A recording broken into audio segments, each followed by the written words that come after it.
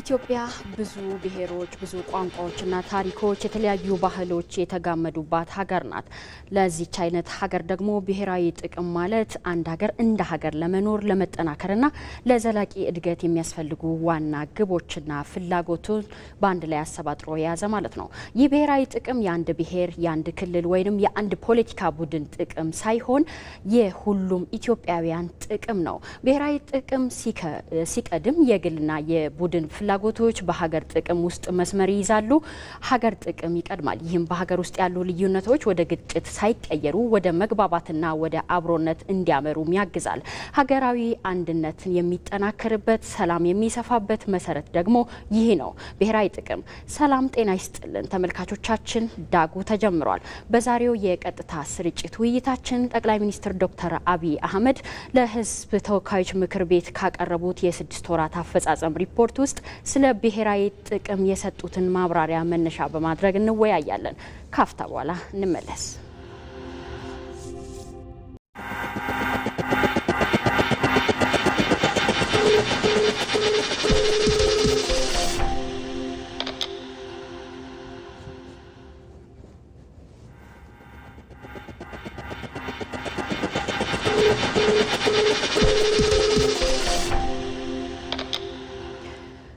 ተመልካቾቻችን እንግዲህ ቀደም ብለን እንዳስተዋወቅ ነው ዛሬ መነሻ ውይይታችን ስለ ብሔራዊ ጥቅም ነው። ለዚህም መነሻ እንዲሆነን በትላንትናው ዕለት የሕዝብ ተወካዮች ምክር ቤት ያከናወነውን የ6 ወር የ2018 በጀት ዓመት አፈጻጸም ሪፖርትን በሚመለከት ነው። በዚሁም ጠቅላይ ሚኒስትር ዶክተር አብይ አህመድ ተገኝቶ የሰጡትን ማብራሪያ በተለይም ደግሞ ብሔራዊ ጥቅምን ለማስከበር የተካሄደበትን ርቀት አሁንም ደግሞ የሚቀሩ የቤት ስራዎች ምንድን ናቸው በሚል እስካሁን የመጣንበት ቀጣይ ሂደቶችንም እናወራለን። በዚህ ጉዳይ ላይ ተጨማሪ ማብራሪያ እንዲሰጡን ደግሞ እንግዶችን ጋብዣለሁ። አጠገቤ የሚገኙት ዶክተር ረዳት ፕሮፌሰር መሰረት ለማ ይባላሉ። ሞላ ይባላሉ። የሕዝብ ተወካዮች ምክር ቤት አባል ናቸው። ከዛም ባለፈ በአዲስ አበባ ዩኒቨርሲቲ መምህር፣ ከዛም ባሻገር ደግሞ የቢዝነስ ፋይናንስና ኢኮኖሚ ልማት አማካሪ ናቸው። ከሳቸው ቀጥሎ የሚገኙት እንግዳዬ ደግሞ ዶክተር ጌትዬ ትርፌ ይባላሉ። የስራ አመራር አማካሪና የዩኒቨርሲቲ መምህር ናቸው። በዛሬው ቆይታችን ከነዚህ እንግዶቼ ጋር በጋራ በመሆን ከናንተ ከተመልካቾች የሚመጡ አስተያየቶችና ጥያቄዎችንም እየተቀበልን የሀገራችን የብሔራዊ ጥቅም ጉዳይ እንዴት ይገለጻል፣ በምን መልኩስ የበለጠ ለማስከበር መጣር አለብን፣ ሉዓላዊት ሀገር ክብሯን ኢኮኖሚዋን ያበለጸገች ሀገርን ለመፍጠር ምን መሰራት አለበት የሚሉ ጉዳዮችን በስፋት እንወያያለን። በቅድሚያ እንግዶቼ እንኳን ደህና መጣችሁ። እንኳን ደህና መልካም። እንግዲህ ወደ ጥያቄያችን ወደ ውይይታችን ለመግባት እንዲያስችለን የትላንትና የሕዝብ ተወካዮች ምክር ቤት የ6 ወራት ሪፖርትና የጠቅላይ ሚኒስትሩን ማብራሪያ ተከታትለዋል። እርሶም የሕዝብ ተወካዮች ምክር ቤት አባል ኖት፣ እዛውም ታድመዋልና እንዴት ይገለጻል? በተለይም ደግሞ የኢትዮጵያን ብሔራዊ ጥቅም ለማስከበር የተካሄደባቸው ርቀቶችን እንዴት ያዩታል? እንግዲህ በዋናነት ትናንት የዋና አጀንዳው የኢኮኖሚ ሪፖርት ወይም ደግሞ የ6 ወር አፈጻጸም ሪፖርት ቢሆንም በርካታ ጉዳዮች የተነሱበት በተለይ ደግሞ በብሔራዊ ጥቅም ላይ ምን ጉዳት እንዳለ ምን ጠቀሜታ እንዳለ ያብራሩበት ጉዳይ ነው የሚሆነው። ስለዚህ በጠቅላላ የተነሱት ጉዳይ እንደ ሀገር በምናያቸው ጊዜ የብሔራዊ ጥቅም ህብረተሰቡ በምን መንገድ ተረድቶ ሊያስቀጥልባቸው ይችላል የሚል ነው። ለምሳሌ የመጀመሪያ የተነሳው የኢትዮጵያ ኢኮኖሚ ሁኔታና የመንግስት የ6 ወር አፈጻጸም በሚነሳበት ጊዜ በኃይል መሰረተ ልማት፣ የኮሪደር ልማቶች፣ የአየር ኃይል ልማት እንደዚሁም የሪቨርሳይድ ፕሮጀክት ተነስተዋል። እንግዲህ እነዚህም ዋና የብሔራዊ ጥቅሞች ናቸው። ምክንያቱም የብሔራዊ ጥቅም ሲባል ለአንድ ወገን ያልሆነ ለአንድ ብሔር ያልሆነ እንደዚሁም በጠቅላላ ሁሉ ህብረተሰብ ሊጠቀምባቸው የሚችሉ ለሀገር ኩራት የሆኑ ለሀገር ምሰሶ የሆኑ መሰረተ ልማቶች ናቸው ማለት ነው። ስለዚህ በእነዚህ ጉዳይ የቀይ ባህርንም ጨምሮ የፖርትንም ጨምሮ የተነሱ ጉዳዮች አሉ። ሌላው እንደ ብሔራዊ ጥቅም ሊታይ የሚገባው ደግሞ በሀገራችን ውስጥ ያለው የሰላምና ደህንነት ጉዳይ ነው። ይህ የሰላምና ደህንነት ጉዳይ ላይ በተለያዩ አካባቢዎች የተፈጠሩ ችግሮች፣ እነዛን ችግሮች ደግሞ በመጪው ሊቀለበሱ የሚችሉባቸው ብሔራዊ ጥቅምና አንድነትን ሊያጠነክሩ የሚችል ሁኔታዎች ተነስተዋል። በዋናነት ደግሞ ልክ እንደ ብሔራዊ ጥቅም ልንቆጥረው የሚገባ ደግሞ አገርን ወደፊት ሊያሻግር የሚችል የምክክር ኮሚሽን አጀንዳዎች በዛ ላይ ጥያቄዎችም ተነስተዋል፣ መልስም ተሰጥተውባቸዋል። ምክንያቱም ምንድናቸው? እነዚህ ውይይት አንድ ወደ ሀገር የብሔራዊ ጥቅም ለማምጣት የሚረዱ መሰረታዊ የሆኑ ጉዳዮች ስለሆኑ ነው። ከዚህ በተረፈ እንግዲህ የብሔራዊ ጥቅምን አኳያ አንጻር ለማስረዳት የአባይ ግድብ ሁኔታም ተነስቷል። ይህም በአሁኑ ሰዓት ኢትዮጵያ ስራዋን አጠናቃ ጨርሳ ኮምፕሌት አርጋ ከተለያየ አካላት ከውጭም ከውስጥም ጠላቶች በአባይ ግድብ ውስጥ ጥያቄ በሚመጣበት ጊዜ ጸጥ ብላ ነው ያለችው። ምክንያቱም ጨርሳለች፣ ስራዋን ጨርሳለች። ለነገሩ ወደፊት የሚጠበቅባት ነገር አለ። እዚህም ጋር ተያይዞ እንግዲህ በአባይ ግድብ ላይ ትልቅ ኢንፋሲስ የሰጡት ህብረተሰቡም ሊያቀው የሚገባ የውጭ ሚዲያ ሊያቀው የሚገባ ምንድነው? ይሄ የአባይ ግድብ የገነባ ነው በሀገራችን ሀብት፣ በሀገራችን ጉልበት፣ በሀገራችን ሪሶርስ፣ በሀገራችን ፋይናንስ መሆኑን በደንብ አጥብቀው የሰጡበት እንደዚሁም ለአሜሪካው ፕሬዝዳንት መልስ ይሆናል ብለን የምንገምትበት ሁኔታዎች ናቸው። ሌላው እንደ ሀገር ጥቅም እዚህ ጋር መሰረታዊ ነገር የተነሱ የመንግስትና የተቋም ግንባታ መሰረታዊ ሂደት ላይ በደንብ ተደርጎ ተነስቷል። እነዚህን ደግሞ እንግዲህ በስድስት መሰረታዊ ነገር ብንከፍላቸው፣ አንደኛ የህግ የበላይነት ለብሔራዊ ጥቅም ያለውን አንድምታ፣ የሰላምና ደህንነት፣ የቁጥጥር ስርዓት፣ የዚህ ፕራይቬት ሴክተሩ ምን ያህል ሮል እንደሚኖረው በብሔራዊ ጥቅም ላይ፣ የመምረጥና የመመረጥ ምርጫን አስመልክቶ ይህም የብሔራዊ ጥቅም ነው። ምርጫን በደንብ አድርጎ በስነ ስርዓት አካሂዶ መሄድ ለብሔራዊ ጥቅም ያለው ጉልህ አስተዋጽኦ ስላለው የመምረጥ የመመረጥ ሁኔታ፣ በተለይ ደግሞ የመንግስት የመፈጸም ብቃት በደንብ አድርጎ የተንጸባረቀበት ነው የሚሆን። በአሁኑ ሰዓት ኢትዮጵያ በተለይ ላስት 7 ይርስ ባለፉት 7 ዓመታት በጣም በርካታ የሆኑ ለብሔራዊ ጥቅም የሚያገለግሉ ግንባታዎች ተካሂደዋል። የተለያዩ ሪዞርቶች፣ የተለያዩ ሆቴሎች፣ የተለያዩ ግንባታዎች፣ ሜጋ ፕሮጀክቶች ተካሂደዋል።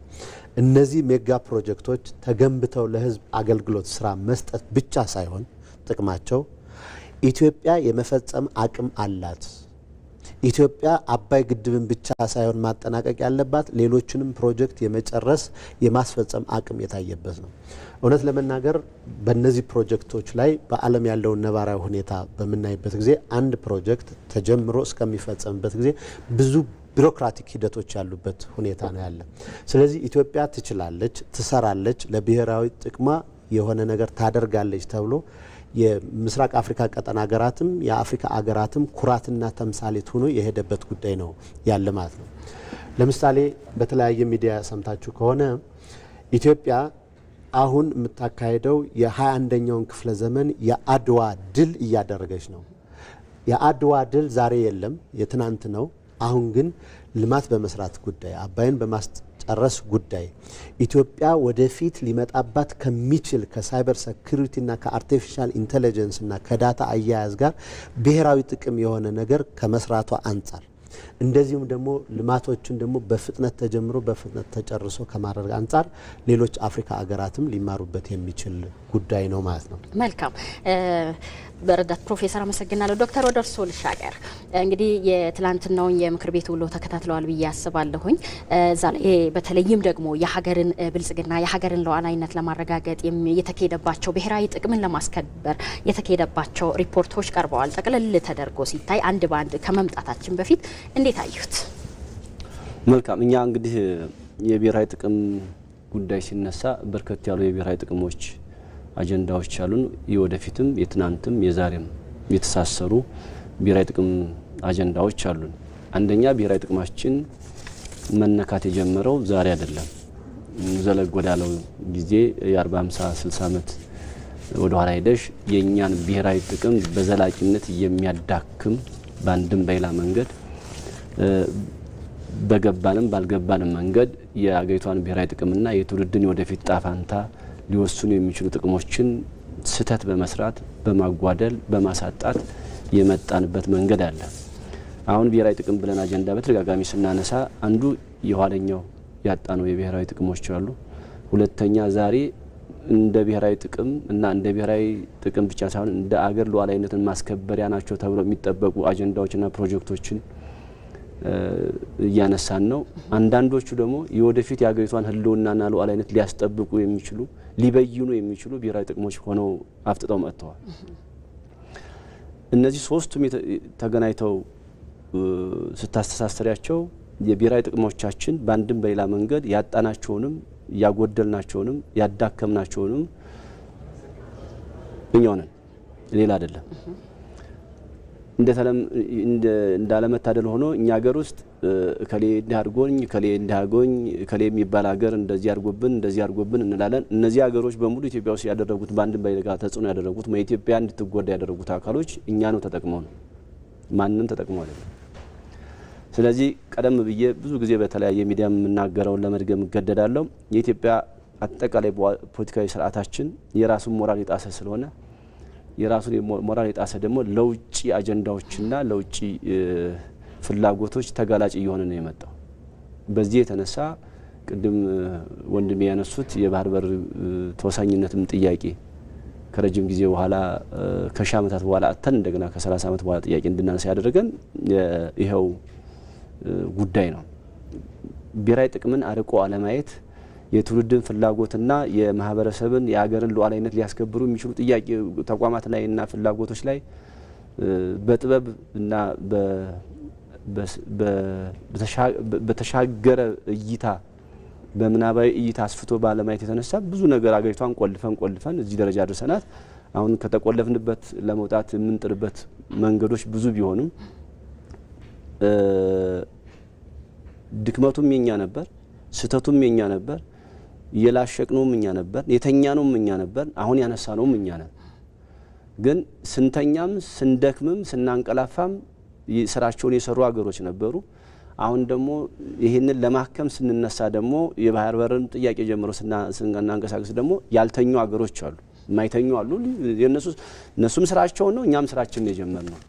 ስለዚህ የብሔራዊ ቅድም የተነሳው ጉዳይ ለብሔራዊ ጥቅም ማስከበሪያ የሚባሉ ተቋሞችና ፕሮጀክቶች እንደ አባይ አይነት ፕሮጀክቶች እንዲሁም የአባይ ፕሮጀክት ላይ የተነሱ አሁን እየመጡ ያሉ ጥያቄዎች የብሔራዊ ጥቅማችን ሊነካ የሚችል በብሔራዊ ጥቅማችን ላይ የመጡ መሆኑን ማሳየት ያስፈልጋል። በእርግጥ በአባይ ላይ የሚነሳው ጥያቄ እና አንዳንድ አጀንዳዎች የአወዛጋቢ የአሜሪካ ፕሬዝዳንቱ ሳይቀር ያነሱት በዜሮ ፖለቲካና በዜሮ ዲፕሎማሲ ይመስለኛል የሚጫወቱት። ዋንስ የኢትዮጵያ ፕሮጀክት ተጠናቆ አስመርቃለች። እሳቸው እኛ ላይ በአንድም በሌላ ይሄን አጀንዳ በማንሳት ወይም ኢትዮጵያ ላይ ጫና አደርጋሉ በሚል ንግግር ለግብጽ ሌላ ተልእኮ ለመስጠት ግብጽን ለማስደሰት ይመስላል ያነሱት እንጂ ሂሳብም ሀሳብም ስሌቱ ያዋጣል ብዬ አላስብም። በተጠናቀቀ የፖለቲካ አጀንዳ በተጠናቀቀ የዲፕሎማሲ አጀንዳ ለኢትዮጵያ የቤት ስራ ይሆናል ብዬ አልጠብቅም። ግን ጉዳዩ እንዳመጣጡና እንደ ሁኔታው ማስተናገድ ይቻላል። እንደ ሁኔታው መንገድና መርከብ መፍጠር ይቻላል። ቴክኒካሊ በዲፕሎማሲ ግን ዝግ ነው ልናደርገው አንችልም። ግን ከዚህ በኋላ ከፕሮጀክቱ የሚገባቸውን ውሃ እየሰጠን ነው፣ የሚገባን እንጠቀማለን። የምንሰጠውም እና የምንከለክለውም ነገር አይኖርምና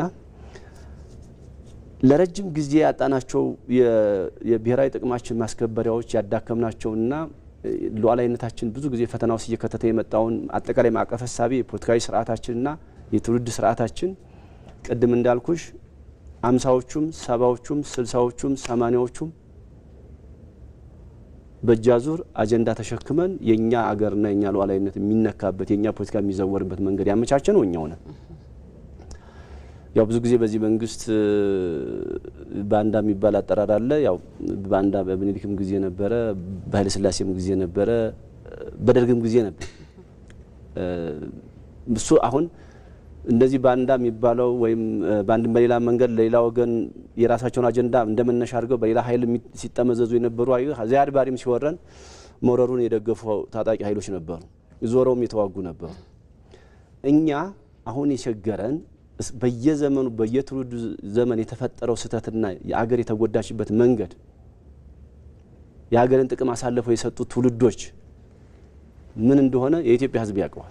የኢትዮጵያ ችግር አሁን ግልጽ ነው። የኢትዮጵያን ችግር በመዘርዘር የምናመጣው ነገር የለም። እንደዚህ አይነት ብዙ ጊዜ የውስጥ ጥያቄን መነሻ በማድረግ የውስጥ ፍላጎትን መነሻ በማድረግ ከሌላ ለኢትዮጵያ መዳከም ለኢትዮጵያ መውደቅ ፍላጎት ካላቸው ሀገሮች ጋር የፖለቲካም ሆነ የሌላ ግንኙነት መፍጠሩ የታደረሰን ብሎ መመርመር ያስፈልጋል።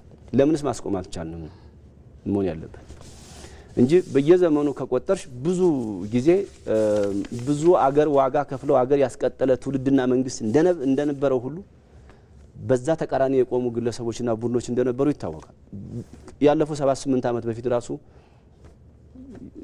ነፍጥ አንግበው ኢትዮጵያ ውስጥ የገቡት ከግብጽም ከኤርትራም ግንኙነት የነበራቸው ኃይሎች ናቸው። አሁን ሰላማዊ ሆነው ኢትዮጵያ ውስጥ የሚኖሩት እነዚህ ሀገሮች እነዚህ መንግስታት እነዚህ ሀገሮች ይቅርታ የነዚህ ሀገሮች መንግስታት በየጊዜው የሚመጡ መንግስታት ዘመንም ጊዜም የማይሽረው በኢትዮጵያ ላይ ያላቸው አቋም አንድና አንድ ነው። ቋሚ ጠላት የታወቀ ግን የሆነ የፖለቲካ አጀንዳ የሆነ ፍላጎት ይዘሽ መሸሸጊያና መጠጊያ የምታደርጊው አጀንዳሽን ለማስፈጸም ኢትዮጵያን በሚጠሉ ሀገሮች ላይ ይሄ ማንነ ያስከፈለው አንደኛ ከጂኦፖለቲካው ተቆልፈን እንድንቆይ አድርጎናል። በጂኦግራፊውም እንድንቆለፍ ተደርገናል። ፖለቲካችን ደግሞ ቀደም እንዳልኩሽ የራሱን ሞራል የጣሰ ብቻ ሳይሆን ስርዓታዊ ቅኝ ግዛት ውስጥ የገባ ፖለቲካ ኢትዮጵያ ውስጥ እንዳይረጋጋ የተደረገው ቀጥታ እየተገባ ሳይሆን በማይታይ እጅ እየተገባ ነው። ይሄ በየዘመኑ ያለውን ትውልድ እየፈተነውና እያሰቃየው ነው ያለው። በደንብ ያው ከታየ ነው ታሪክና ጣቅስ ከተባለ የውስጥ አጀንዳ ይዞ የሚያምጽና የሚያፈነግጥ እንኳን ኃይል ከሌለ አጀንዳ ፈጥረው የሚያስታጥቁት ትውልድ እኛ ሀገር ውስጥ ትውልድ አጀንዳ ተሸካሚ ትውልድ በብዛት አለ። አጀንዳ የማይመረምር ግን የሚሸከም የሚያራግብ የሚደግፍ ለምን እንደሚደግፍ ለምን እንደማያራግብ ኢትዮጵያዊ ነኝ ይላል። በኢትዮጵያዊ ታሪክ ይኮራል ይላል። በተሰራሪ ታሪክ ይኮራል ይላል። ነገር ግን ለኢትዮጵያ ህልውና የሚያስቀጥል ፕሮጀክትን መደገፍና መናገር ደግሞ የስርዓት ደጋፊ ተደርጎ ይቆጠራል። አደገኛ የማዕቀፍ ሐሳብ ችግር አለብን። በርግጥ ያው ፖለቲካ ስርዓታችን የቀረጸው በዚህ ፖለቲካ ስርዓታችንና ሰነድ የተቀረጽን ማህበረሰብ ትውልድ ስለሆንን የችግሩ መንስኤ እሱ ሊሆን ይችላል። እያንዳንዱ የኢትዮጵያ ፖለቲካዊ ስርዓትና የፖለቲካ ህጎች ራሱ እኛ ብንጽፋቸውም ከጀርባ ግን ማን ነበረበት ብለን እንመርምር ካል የተማሪዎች ቅስቀሳ ላይ የመሬት ላራሹ አጀንዳ ላይም የውስጥ አጀንዳ ነው የውስጥ ፍላጎት ነው ተገቢ ነው ግን ምን ገብቶበት ነበር ብሎ ከተመረመረ በእኛው ዜጎች ላይ ብዙ አጀንዳዎች ገብቶ ነበር ከኤርትራ መገንጠል ጀምሮ ማለት እና የኤርትራ መገንጠልን አጀንዳ የሚያቀነቅኑ ኃይሎች እዚሁ ሀገር ውስጥ እዚሁ ኢትዮጵያ ውስጥ የአዲስ አበባ ዩኒቨርሲቲ ሳይቀር አጀንዳ ውስጥ ያሉ ተማሪ ሆነው ሳይቀር አቀንቃኞቹ በእኛው ነው እና እኛው ነን ለብዙ ነገር ከፍተን አሁን ለእንደዚህ አይታለ ተጋላጭነታችን ለረጅም ጊዜ አደጋ ውስጥ እንዲያጋለጠን ያበቃ ነው። ስለዚህ በጣም ቆም ብለን በጣም በጥበብ በጣም በአርቆ ሐሳቢነት መመርመርና ማየት ካልቻል ዝም ብሎ በደፈናው ኢትዮጵያ ያትፈርስም ዝም ብሎ ኢትዮጵያ እንደዚህ ናት ብሎ መናገሩም ተገቢ ነው ብያላስም ብዙ ስራ ነው የሚጠይቀን ብያስባለሁ።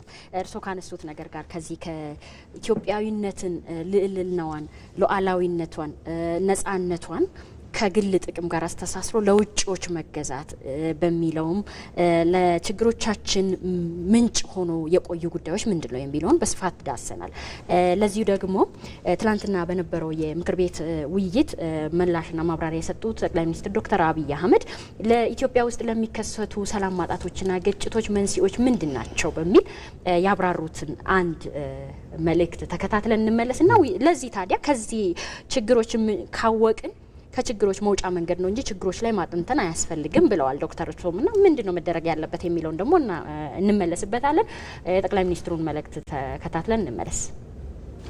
ኢትዮጵያ ውስጥ የሰላም እጦት በቀጣይነት እየተጋጨን በየተራ እየተጋጨን እንድንኖር ያደረገን ምክንያት አንደኛው ከጥንት የተጣባን ያልተላቀቀን ማንኛውንም የሐሳብ ልዩነት በኃይል የመፍታት ልምምድና ባህል ነው። ባልና ሚስት ሲቀያየሙ በኃይል፣ አባትና ልጅ ሲቀያየሙ በኃይል፣ ጎረቤት ሲቀያየም በኃይል፣ የፖለቲካ ሰዎች ሲቀያየሙ በኃይል ችግር መፍታት፣ ንግግር አለማስቀደም ይሄ አንዱ ከጥንት የተጣባን በሽታ ነው። ሁለተኛው ያልተላቀቀን ላለፉት 100 ምናምን ዓመታት በሞደርን የኢትዮጵያ ታሪክ ውስጥ በየዘመናት ከኛ ጋር የተጓዘው ደግሞ የባንዳነት አመል ነው። በአድዋ ስንዋጋም በሌሎቹም ጊዜያቶች ያልተላቀቀን የባንዳነት አመል ነው። በእርግጥ ባንዳነት ያቆስላል እንጂ አይገልም። ብዙ ባንዳዎች በተደጋጋሚ ኢትዮጵያን አቁስለዋል፣ ማጥፋት ግን አልቻሉም። ሶስተኛው ችግር የጠላቶቻችን ዘመን የማይሽረው ጊዜ የማይገታው ያልተቋረጠ ስጋት ኢትዮጵያ ያደገች ለታ ኢትዮጵያ ስትበለጽግ ኢትዮጵያ ሀያል ጀግና ሕዝብ ያላት ሀገር ቀና ካለች ችግር ነውና ሳትነሳ እዛ እናስቀራት የሚለው የአንድ ዘመን አይደለም፣ ያልተቋረጠ ስጋትና ኢንቨስትመንት። እነዚህ ሶስት ጉዳዮች ይመጋገባሉ። ጠላት አለ፣ ስጋት ስላለው ኢንቨስት ማድረግ ይፈልጋል። ቀጥታ የሚቀጠር ባንዳ አለ፣ አመል ነው አይለቅም። ያ የሚቀጠር ባንዳ ከተቀጠረ በኋላ በኃይል ችግር የመፍታት ልምምዳችን ደግሞ ባህላችን ደግሞ አለ። ይመጋገቡና በዘመናት መካከል የኢትዮጵያን እድገት እየገቱ የኢትዮጵያን ዜጎች በአብሮነት የመኖር የማደግ ፍላጎት እየተቃረኑ ከኛ ጋር ለመኖር ችለዋል። መልካም እንግዲህ ቀደም ብለንም እኛም አውርተናል። ለግጭቶቻችን ለሰላም ማጣቶቻችን ምክንያት የሆኑት አንደኛም ሁለተኛ ሶስተኛ ብለው አስቀምጠዋል። ቅድምም እንዳወራ ነው። ታዲያ ችግሮች እንደ ሀገርም ተለይተዋል። አሁን ደግሞ ለችግሮች መውጫ መፍትሄም ደግሞ እየተሰራ ነው።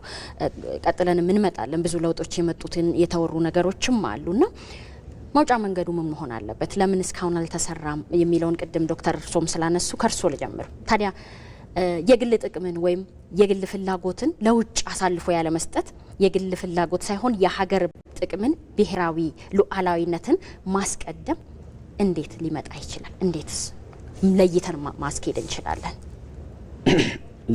በጣም ጥሩ ጥያቄ ነው። ይኸውልሽ አሁን የኢትዮጵያን ችግር መዘርዘር ማውራት ከበቂ በላይ ሲወራ ቆይቷል። እንዲህ አይነት እንቅስቃሴ ውስጥ የሚሳተፉ ብዙ አካሎች ቅድም ባልነው አገላለጽ ያውቁታል። የኢትዮጵያን ችግር መዘርዘርና መቁጠር አሁን ብቃትም እውቀትም አይጠይቅም። አይደለም ችግሩን መዘርዘር የመፍትሄ መንገድም ማምጣት ፈተና አይደለም ለኢትዮጵያ። ፈተናው መፍትሄ መንገዱን ያውቀዋል ኢሊቱ በሙሉ። ትልቁ ችግር ፈተና የሆነው የቅንነትና የፍላጎት ጉዳይ ነው። ሁለተኛ በኢትዮጵያ ችግር ማትረፍና መክሰር የሚባል ሂሳብ መነገድ የሚባል ባህል በጣም ሊለቅን አልቻለም። ችግር ላይ ሆነን ነው ፖለቲካም ምንም መዘወር የምንፈልገው። የሆነ ጠርዝ ይዘን በችግሩን እንደመነሻ አድርገን በችግር መጓተት መካከል ነው እየተጫወትን ያለን። ፍላጎትና ቅንነት የለም። ችግሩንም ባለማወቅ አይደለም፣ መፍትሄውን ባለማወቅ አይደለም። ለእንደዚህ ደግሞ ያደረገን አንዱ ቅድም ያልነው ምንም አይነት የሚጨበጥ በተጨባጭ የሚቆጠር መልካም ታሪክ በዘመናዊ ፖለቲካ ባህል የለንም። በፖለቲካ ባህል በዘመናዊ ፖለቲካችን በሰለጠነ መንገድ ተመካክረን ተነጋግረን ተደራድረን መንግስት አልለወጥንም፣ ህዝብ አልቀረጽንም፣ ትውልድ አልገነባንም። ማዕቀፍ ሐሳቢያችን ትክክል አይደለም፣ የተበረዘ ነው። የፖለቲካ ሐሳቢያችን ቅድም ባልኩሽ መንገድ ነው። ትውልድ የምንቀርጽበት መንገድ ከቤተሰብ ጀምሮ እስከ መንግስት ያለው መዋቅር ትክክል አልነበረም። የሀገርን ጥቅምና የመንግስትን ፍላጎት የመንግስትን አጀንዳና የሀገርን የብሔራዊ ጥቅምን ለይቶ ማሰብ ማቃት አይደለም፣ ችሎታ ማነስ አለ፣ ፍላጎት የለም። ይሄ የሀገር ጥቅም ነው፣ ይሄ የመንግስት አጀንዳ ነው ብሎ ለይቶ የማሰብ ችሎታ ያንሳል ብዬ አይደለም። ፍላጎት የለም፣ ዝግ ነው ያደረግነው። ያልተለማመድነው ልምምድ ሆነና እየጎተተንና እየወሰደን ያለ ነው የተለማመድነው ልምምድ። ለምሳሌ ተዋግቶ ማሸነፍ፣ በውጊያ መቀየር መንግስት፣ መፈንቅለ መንግስት ስንት ጊዜ አክሽፈናል። ኢትዮጵያ ከ50ዎቹ ጀምሮ እስከ 90ዎቹ ብዙ ድል የ97 ተቆጥሮ ብዙ ድል አክሽፈዋል። ይሄ የትውልድ አጠቃላይ የኢትዮጵያ ችግራችን እንደ አገር ነው፣ እንደ ህዝብ ነው። የሚመጡት ማህበረሰብ መሪዎች ወይ መንግስታት ከዚሁ ህዝብ ውስጥ ነው የሚመጡት። ከዚህ ህዝብ የሚወጣ መንግስት የተለየ ፍጡር ሊሆን አይችልም።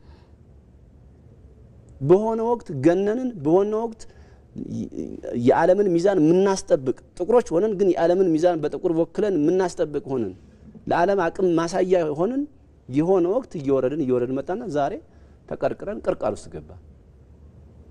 ይሄ ማለት ደካማነን ማለት አይደለም። ለሚፈልጉን ኃይሎች ግን ብሔራዊ ፍላጎታችንን ለማስተካከልና ለመፍታት የምንሄድበትን መንገድ ተግዳሮት ሆኖናል። ተግዳሮት የሆነው የረጅም ጊዜ የነበሩ በኢትዮጵያ ላይ የሚያሴሩ ኃይሎች አገራት ብቻ ሳይሆኑ እነዚህ አገራት የሚጠቀሙት ኢትዮጵያዊ ዜጋዎች ነው ወይም ኢትዮጵያዊ ሚዲያ ነው። በአንድም በሌላ መንገድ እኛ የባህር በር ጥያቄ የምናነሳው ቅንጦት ሆኖብን አይደለም፣ ህልውና አደጋ ውስጥ ስለገባን ነው። ማንም ፍጡር ህልውናው ማስቀጠል ደግሞ ተፈጥሯዊ ግዴታ ነው። ይሄ የአንድ የመንግስት ስርዓት ኪስ ውስጥ የሚገባ አይደለም። አንድ መንግስት ከስልጣን ሲወርድ ይዞት የሚቀበረው ጉዳይ አይደለም። ኢትዮጵያን የማስቀጠል ያለማስቀጠል ጉዳይ ነው እና ችግሩን መዘርዘር የእውቀት መለኪያም አይደለም። መፍትሄ ማሳየት አሁን ግልጽ ነው። መፍትሄው ራሱ አፍጥጦ መጥቷል። ብዙ ጊዜ ሲነገርም ሲቀርብም የመጣ ነው። መሬት ላይ እንዳይወርድ ግን ብዙ መሰናክሎች ይፈጠርብሻል። ስለዚህ እንደዚህ አይነት ነገሮች እንዴት ነው የምንፈታው ከተባለ አንዱ ማህበረሰብን ማንቃት፣ ግንዛቤ ማስጨበጥ ብቻ ሳይሆን አንዳንድ ግዴታዎችን ጎን ለጎን ደግሞ ጣል ማድረግ ያስፈልጋል። ዜጎች በሀገራዊ ጉዳይ ላይ የሚደራደርና ለሌላ ለውጭ ኃይል ተባባሪ እንዳይሆን አስፈላጊ የህግ ድንጋጌዎችም ያስፈልጋል። መብቱ ነው ወይም ደግሞ ያኮረፈ ኢትዮጵያዊ በሙሉ የኢትዮጵያ ጠላት ካሄዶ የሚሸጎጥ ከሆነ እድል ሰጥቶት ቢመጣ ምን ሊሆን ሀገርን አሳልፎ አሁን ባለፈው የትጥቅ ትግል ይዘው የገቡ 8 ዓመት በፊት የገቡ ኃይሎች ዛሬ ሰላማዊ ፖለቲካ ነን ብለው የገቡ ኃይሎች በአጋጣሚ በትጥቅ ትግል ተሳክቶላቸው ቢሆን የነበሩት ዘመን ተሻጋሪ የኢትዮጵያ ጠላት ከነበሩ ሀገሮች ጋር ድጋፍ ያገኙ ነበር። ምን አይነት ግንኙነት ሊመሰርቱ ነው እነሱ ስልጣን ቢይዙ? ምን ሄድበት መንገድ በሙሉ አንድም የተስተካከለ ነገር የለውም። በፖለቲካ ስርዓት ስትይጁ ህገ መንግስት እንኳን ማሻሻል የማትችል ሀገር የሆነችው ህገ መንግስት ማሻሻል ሳልቻልን ነው ሀገራዊ ምክክር ኮሚሽን ያቋቋመው። ህገ መንግስት ማሻሻል የሚያስችል ሁኔታ መፍጠር የምንችል ሀገርና ህዝብ ብንሆን ኖሮ ሀገራዊ ምክክር ኮሚሽን ማቋቋም ያስፈልገን ነበር። ስለዚህ በዳይም እኛ ነን፣ ተበዳይም እኛ ነን። ከዚህ በፊት የምንለውን ነገር ነው የምንለው። ኢትዮጵያ የፖለቲካ ንስሐ ያስፈልጋታል ስንል ሲሳለቁ የነበሩ ኃይሎች ጥፋቱ እኛ ነን፣ በየእድሜያችን ልክ ኃላፊነት መውሰድ አለብን። አገሪቷ ለመጎዳቷ የውስጥ ጉዳይ አይደለም፣ አጠቃላይ የአገሪቷ ብሔራዊ ጥቅም በእድሜያችን ልክ ኃላፊነት እንውሰድ። ተሳስተን ነበር እንበል። አሁን እኮ ትችታችን ራሱና ውይይታችን ወይ ስርዓት ላይ ወይ የሆነ ቡድን ላይ ያተኩራል። የዛም ትውልድ የዛም ስርዓት ደጋፊም ሁኚ ተቃዋሚ ዞሮ ዞሮ አገሪቷ ተጎድታለች። ወይ የተቋመሽበትና መንገድ ችግሩን አልፈታውም፣ ወይ የደገፍሽበት መንገድ አገሪቷን ይዟት ሄዷል። ሚሻለው በየዘመናችን ስተት ሰርተን ነበር። ስተት የግድ በግልሽ ሰርተሽ በህግ የሚያስጠይቅ ስተት ላሰሪ ትችያለሽ። እንደ ትውልድ ኃላፊነት መውሰድ ያስፈልጋል እና እንደዚህ ነው እንናረም የነበረው። የስተቱ አካል እኛ ነን። እኔ በትውልድ ልክ ተጠያቂ ነኝ፣ ሌላው በትውልድ ልክ ተጠያቂ ነው ብሎ መውሰድና አዎ ተሳስተን ነበረ እኔ ስል ከኔ በታች ያለው በሙሉ ከኔ ይማራል፣ ከኛ በላይ ያለውም ከነሱ እንማራለን። ስለዚህ የምንሄደው ከታች ያለው ስራ ተሰርቶ ተገንብቶ ይመጣል፣ እኛ እንታከማለን፣ ከኛ በላይም ያሉት ይታከማሉ። ከታች ያለው ግን ተሰርቶ ይመጣል። የተሰራ ትውልድ የተሰራ ሀገር ይኖራል።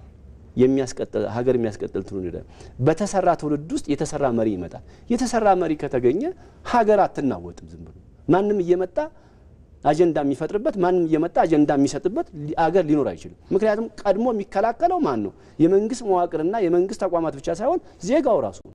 ይሄ ሀገራዊ ጥቅሜን ይነካል የሚል ማህበረሰብ ትገነቢያለሽ እና ይሄ ደግሞ በራሱ አንዳንዱ ጊዜ የሚፈጅ ነው።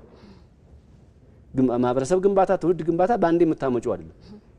ግን ወሳኝ የሚባሉ ጉዳዮች ላይ እያስተማርሽም እያስገነዘብሽም አንዳንድ ግዴታዎች ይመጣል። በአባይ ጉዳይ ላይ የሚደራደር በቀይ ባህር ጉዳይ ላይ የሚደራደር መደራደርና በዳይ ጉዳይ ላይ መተባበር ላላስፈላጊ አጀንዳ ክፍትና መተባበር እንደሌለበት መንግስት አቅጣጫ ማስቀመጥ አለበት ወይ ህግ ማውጣት ካለበት ማውጣት አለበት። አሁን መከራይተን የገነባኑ ህዳሴ ግድብ ማን ነው ላላስፈላጊ አጀንዳ አራጋቢ በኢትዮጵያ አማርኛ በኢትዮጵያ ቋንቋ የሚያራግበው? በእኛ ቋንቋ ኦሮምኛ የሚናገር ትግርኛ የህዳሴን ግድብ ላላስፈላጊ አጀንዳ ሊያራግብ አይጠበቅበትም። ብሔራዊ ጥቅማችን ወደፊት ምናልባት ህገ መንግስት ስናሻሽል አንዱ በብሔራዊ ጥቅሞች ላይ ማንኛውም መንግስት እንዳይደራደር እንደ ግብጽ ህገ መንግስት ማለት ነው ለዜጎቿ እንዳሰፈረችው በአባይ ጉዳይ ላይ በቀይ ባህር ጉዳይ ላይ የሚደራደር ሳይሆን የሚያስጠብቅ የሚያስቀጥል መንግስት እንጂ መብት እንደሌለው ሁሉ በህግ መደንገግ አለበት። መልካም እንመለሳለን። ዶክተር ረዳት ፕሮፌሰር ወደ እርሶ ልምጣ። እዚህ ጉዳይ ላይ የእርሶም ሀሳብ ያከሉበት እስቲ እዚህ ሀሳብ ላይ እንግዲህ በተለይ አሁን ያቀረብሽውን የጠቅላይ ሚኒስትሩ ንግግር ተከትሎ በጣም መሰረታዊ ነገር ሊታዩ የሚገባቸው ነገሮች አሉ።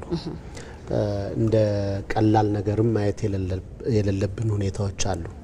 ስለዚህ እዚህ ጋር ያሉትን ግንዛቤዎች በእኛ ዘንድ ያለውን ግንዛቤ ከሰጠው በኋላ ወደ መፍትሄ አካላችሁ መጣለኝ። እንግዲህ የኢትዮጵያ የውይይት ባህል ጥልቅ ሀሳብ ከመስማት ይልቅ የመሸነፍና የማሸነፍ ሁኔታ ያለው ነው። ለምሳሌ ሁለት ሰዎች ሁለት ቡድኖች ውይይት በሚያደርጉበት ሰዓት ይሄ ውይይት ባንዱ አሸናፊነት ባንዱ ተሸናፊነት የሚጠናቀቅ እንጂ የሁለቱም ሀሳብ ላይ ጥቅም ያለው ፕራግማቲክ የሆነ አይዲያ ሲወሰድበት አይታይም። ስለዚህ የሀሳብ ልዩነት እንደ ጥቃት የሚቆጠርበት ውይይት እንደ ሽልማት ወይም ደግሞ እንደ መውደቅ የምንመለከትበት ስለ ጉዳዩ ሳይሆን ስለ አጀንዳው ሳይሆን ስለ ፐርሰናል ወይም ስለ ሰውየው ወይም ስለ ቡድኑ የምንሄድበት መሆኑን በደንብ አድርገው አጽንተው ተናግረውታል። ስለዚህ ይሄ የውይይት ባህል በፖለቲካ በማህበረሰብ በቤተሰብ ኢቭን በስራ ቦታ ላይ ሁላ ሲንጸባረቅ ይታያል። በአሁኑ ሰዓት የማንኛውም አይዲያ ሀሳብ እውነት ነው ትክክል ነው ወይም የዛ ሰው ፐርስፔክቲቭ ነው ተብሎ መታየት አለበት። ለምሳሌ ጥናትን ያማከለ ካልሆነ ወይም እንደነዚህ አይነት ውይይቶች ካልሆነ ሁለት ቡድኖች ወይም ሁለት ሰዎች ሲነጋገሩ ቢውሉ በኢትዮጵያ ኮንቴክስት ከ7% በላይ እውነት አይገኝበትም። ይሄ ጥናት ነው። በሁለተኛ ደረጃ እንግዲህ በሚዲያውም ሆነ በተለያየ አካላት የሚሰጡት መረጃዎች መሰረት የላቸውም። በተለይ ኢንፎርሜሽኖቹ የመጡት ኢንፎርሜሽኖች ትክክል ናቸው ወይ ተብሎ የሚያጠና አካል ወይም ደግሞ ልምምድ የለንም። ለምሳሌ አንድ መረጃ ሲመጣ ያ መረጃ እንደ መረጃነቱ ይያዝና ያንን መረጃ ከፍ ስታረጊው ኢንፎርሜሽን ይሆናል። በዚህ ጊዜ ኢንፎርሜሽን በሚሆንበት ጊዜ ሪሌሽንሺፕ ነው የሚታዩት፣ ግንኙነቶች ናቸው የሚታዩት፣ ከግራም ከቀኝም ሀሳቦች ነው የሚታዩት። ይሄን ነገር ደግሞ ከፍ በሚደረግበት ጊዜ እውቀት ይሆናል። እውቀት ከሆነ ደግሞ ትሬንዱ ነው የሚታይ። ዛሬ ምን ነበር፣ ነገ ምን ነበር፣ ትናንት ምን ነበር፣ ከሚመጣውስ ምን ነበር የሚለውን የማየት በእውቀት ላይ የተመሰረተ አናሊሲስ መስራት፣ በእውቀት ላይ የተመሰረተ ትንታኔ ሀሳብ መስጠት አልተለመደም ባሁን። ይህንን ደግሞ ከፍ ስታረጊው ወደ ጥበብ ይወስዳል። አንድ ሰው ነገሮችን ማየት ያለበት መመልከት ያለበት ከግራም ከቀኝም ከኋላም ከምናየው ከምንዳስሰው ከምንጨብጠው የበለጠ መታየት አለበት ማለት ነው። ይሄ የጥበብ ሁኔታ ነው። መረጃዎች በእንደዚህ ነገር አቀናብረው የመስጠት ልምድ የለንም። ስለዚህ ይህ ልዩነት ወይም ደግሞ ይህ አለመኖር እውነተኛ መፍትሄ መፍጠር አቅማችን አድክሞታል።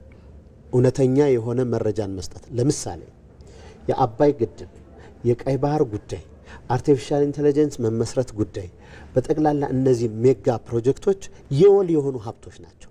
ስለዚህ ማንም ገነባቸው ማንም የፖለቲካ ጉዳይ ሳይሆን የብሔር ጉዳይ ሳይሆን የማንነት ጉዳይ ሳይሆን የብሔራዊ ጥቅም ጉዳይ ነው። ስለዚህ እውነተኛ ኢንፎርሜሽን ከመፍጠር አንጻር ሊታይ ይገባል ማለት ነው። በሁለተኛ ደረጃ የእርስ በርስ እምነትን ቀንሷል። ያልተገባ ኢንፎርሜሽን ወይም የንግግር ባህል አለመኖር አንዱ ብሔር በአንዱ ብሔር አንዱ ግለሰብ በአንዱ ግለሰብ ላይ እምነት ዲቨሎፕ ሲያደርግ አይታይም። ለምሳሌ አንዳንድ የውጭ ሀገር ዜጎች ልጆች ስታያቸው ውሸት በጣም በጣም በጣም መጥፎ እንደሆነ ታቡ እንዳልሆነ የሚያድጉበት ሁኔታዎች አሉ። በዛ መሰረት የቃኘነው ነገር የለንም። ሌላው አስተዋይ ውይይት በባህል አልተገነባም። አስተውሎ አይቶ መርምሮ የሚሰጥ ትውልድ አልገነባንም። በባለፉት 20 ዓመታት በባለፉት 30 ዓመታት ኢቭን ካሁኑ ከለውጥ መንግስት በፊት ያለው የሰው ኃይል ሀብት ላይ አልሰራንም። የሚያመርት ዜጋ አልሰራንም። ኢትዮጵያን የሚጠቅም ትውልድ አልገነባንም። ለኢትዮጵያ የሚማገት የሚታገል አገር የኮናት የሚል ትውልድ አልፈጠርንም። ምክንያቱም በባለፉት 30 ዓመታት ከለውጡ በፊት መሰረተ ልማት ላይ ብቻ ስናተኩር ስለነበር ማለት ነው። ሌላው ከዚህ ጋር ተያይዞ ጠቅላይ ሚኒስትሩ ያነሱት ሐሳብ ምንድነው? ከባንዳነት ጋር ተያይዞ ከተለያየ ሁኔታ ያነሱታሉ። እዚህ ጋር አስቆሙት ዶክተር። በዚህ ሐሳብ ላይ ያዘጋጀነው ዝግጅት ስላለ የሳቸውን መልእክት ሰምተን ስንመለስ ወደዚህ ውይይት እንመጣለን። ዶክተር ወደ እርሶም ልምጣ። ሐሳቦትን ሳይዘረዝሩ ጠቅላይ ሚኒስትር ዶክተር አብይ አህመድ በዚህ የፖለቲካ ስብዕና ግንባታና በተለይም ደግሞ ለውጭ ሀገራት መልእክት ተሸካሚ መሆን የሀገርን ህልውና ሲሸጡ የነበሩ ባንዳና ባዳ ተልእኮን በሚመለከት ትላንትና የሰጡትን ማብራሪያ ተከታትለን እንመለስና ከዛ ውይይታችንን እንቀጥላለን። ጠላቶቻችን ለባንዳዎች 10 ብር ደሞዝ መክፈል የሚችሉ ከሆነ እኛ ለኢትዮጵያ 100 መክፈላችንን ማረጋገጥ አለብን። ከነሱ የበለጠ ሀብት ካላመነጨን በስተቀር በሀብት ምክንያት፣ በሚዲያ ምክንያት፣ በዲፕሎማሲ ምክንያት ጫና ያመጣሉ። ለምሳሌ የኤርትራ መንግስት የኢትዮጵያ መንግስት የውስጥ ጉዳዩን መፍታት ሳይችል ቀርቶ የቀይ ባህር ጉዳይ ያነሳል ብሎ ይከሳሉ። የውስጥ ጉዳያችን ላይ ሽንኩርት ከታፊው፣ በርበሬ አቅራቢው፣ አማሳዩ ተቀምጦ ሳለ ውስጥና ውጭ የሚለው ጉዳይ እንዴት ይሆናል? መብቃት ነው መፍትሄው። አሁን ለዚህ ምክር ቤት ማረጋገጥ የምፈልገው ኢትዮጵያን መጉዳት የሚፈልጉ ኃይሎች አሉ። ገንዘብ ፋይናንስ ያደርጋሉ። እመኑኝ ግን ኢትዮጵያን አይችሏትም። ገንዘባቸውን ያፈሳሉ፣ ይከስራሉ። እኛ እንቀጥላለን ጉዟችንን። በውስጥ የውይይት በር ክፍት ማድረግ አለብን። ዛሬ ባንዳ የተባለ ሰው፣ ዛሬ ከኢትዮጵያ ተቃርኖ የቆመ ሰው ልብ ገዝቶ በቃኝ ካለ ሁሌ ክፍት መሆን አለብን። ቂም መያያዝ አያስፈልግም። የግል ጉዳይ አይደለም፣ የሀገር ጉዳይ ስለሆነ አንዳንዱ ተሳርቦ ሊሆን ይችላል፣ ጎርቶ ሊሆን ይችላል። ልቤ ታድሷል፣ አእምሮዬ ተቀይሯል ካለ በራችን ክፍት መሆን አለበት። ይቅር ለማለት አላደረግንም። እኛ ይሄ ከእስር ቤት ጀምሮ ስንቱን ይተው ነው። ለምን? ኢትዮጵያ ያተኛ ጉዳያችን ስም አይደለም፣ ጉዳያችን ስድብ አይደለም። ኢትዮጵያን የሚጠቅም እስከሆነ በይቅርታ ለማለፍ ዝግጁዎች ነን።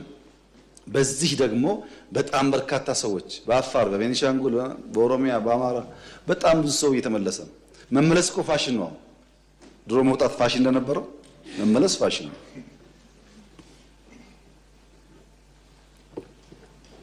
ማንም ሰው ለሰላም ዝግጁ እስከሆነ ድረስ ለመወያየትና ለይቅርታ ዝግጁ መሆን ያስፈልጋል። ለኢትዮጵያ ሲባል የግል ስሜትን ወደ ጎን ትቶ ማለት ነው። ብሔራዊ ጥቅም ላይ አሁን ያለው ሁኔታ በጣም ተሻሽሏል። በጣም ለምሳሌ በጫካ ያሉ አንዳንድ ግለሰቦች ብልጽግና ጋር ሲታገሉ ቆይተው የትግሉ አቅጣጫ መልክ ስቶ ባዳና ባንዳ መቀናጀቱን ሲያዩ እኛማ ጉዳያችን እንደዛ አለን ብለው የተመለሱ አሉ። እዛ ሆነው ምን አይነት ጥይት ቤት በኩል ምን አይነት ሬዲዮ የገባ እንዳለ መረጃ ይሰጡናል።